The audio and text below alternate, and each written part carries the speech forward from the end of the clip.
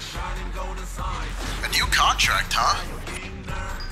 Guess it's my time to shine. Ready to get cuffed? Give me your hands. Who's the hunter and who's the prey?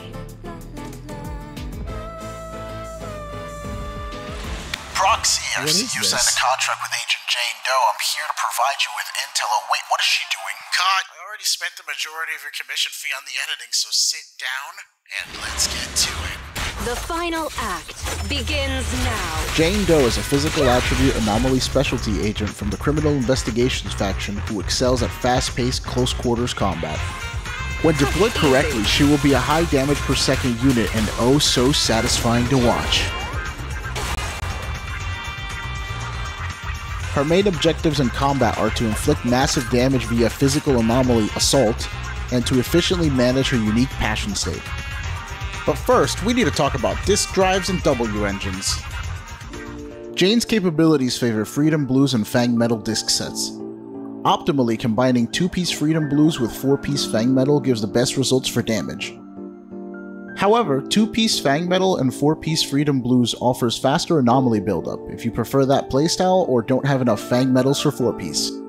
You may also use 2-piece Hormone Punk or Puffer Electro if you don't have Freedom Blues. If they don't have any anomaly proficiency substats, look to replace them as soon as possible. The most important substats are anomaly proficiency and attack ratio. Flat attack, crit rate, and crit damage aren't ideal, but they don't hurt. For main stats in slots 4, 5, and 6, you'd like the following. In slot 4, anomaly proficiency or attack ratio. Anomaly proficiency is the best, but attack ratio can be used as a substitute for not having one. This is the most important disc. In slot 5, you want physical damage bonus or attack ratio. These two can be used interchangeably, and which is better will vary based on many factors, like the rest of your team's agents, discs, and your equipment. Remember, it's better to have a balance of attack and bonus damage. Too much of one and you'll actually be doing less damage. Pen ratio is a highly situational disc, and should only be used under special circumstances where you can stack it to near 100%. Not recommended for beginners, but if it's all you have, keep it rolling. Lastly, in slot 6, you want attack percent or anomaly mastery. Which one will depend on other things. Anomaly mastery will boost how quickly you inflict assault. Attack ratio will increase the amount of damage you do. Feel free to experiment with either and pick the one that feels best for you. In terms of W engines, Sharpened Stinger is Jane's best option and her signature. It's designed to play off of all of her skills and is crucial for optimizing her damage via multiple buffs. Phase 1, Sharpened Stinger provides an increase of 36% physical damage for 10 seconds and a 40% increase to Jane's anomaly buildup. Both of these buffs synergize perfectly with her anomaly playstyle. Suitable replacements if you don't have Jane's signature are Rainforest Gourmet and Weeping Gemini.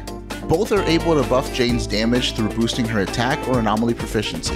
However, these require 5 copies for their effects to be comparable to Sharpened Stinger. Lastly, a niche option is Fusion Compiler.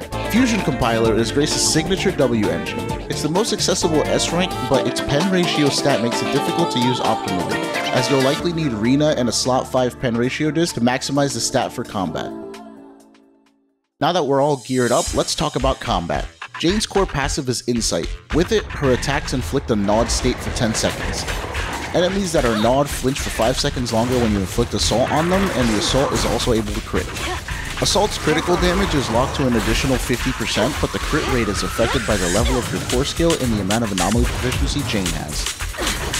Additionally, if your team has another anomaly agent or another member of the same faction, Jane gains the ability Source Spot. This increases her physical anomaly buildup by 20% normally, or by 35% if they're currently suffering from an attribute anomaly. Jane Doe has a basic attack string of 6 different attacks, with each attack ramping up in damage and days as you go through the combo. Ideally, you'd like to use the second half of the combo whenever possible, so be sure to dodge counter a lot, as it lets you do just that.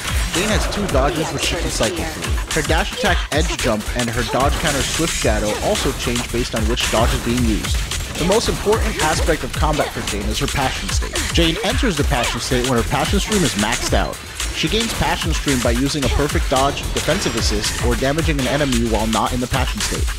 Being in Passion boosts Jane's physical anomaly buildup by 25% and grants her 2 bonus attacks for every point of anomaly proficiency above 120. This maxes out at 420, providing you with an extra 600 attack. Damaging enemies while in Passion State will now drain your Passion Stream, limiting the amount of time that Jane is powered up. However, you can still gain Passion Stream by performing a perfect dodge or defensive assist. Lastly, Jane gains access to a special attack, the Sao Chow Jump, every time she enters Passion Stream. During this move, Jane cannot be easily interrupted and takes 40% reduced damage. She also gains Passion Stream even if she's in the Passion State. Additionally, being in the Passion State changes some of Jane's moves. Her dodge skill will now allow her to phase through enemies. Dash attack Edge Jump becomes Phantom Thrust, and dodge counter Shadow Dance becomes Swift Shadow Dance. Her quick assist Dark Thorn also becomes Lux Jump. Using up all of Jane's Passion Stream takes her out of Passion State, but you can jump right back in by using her Chain Attack or Ultimate.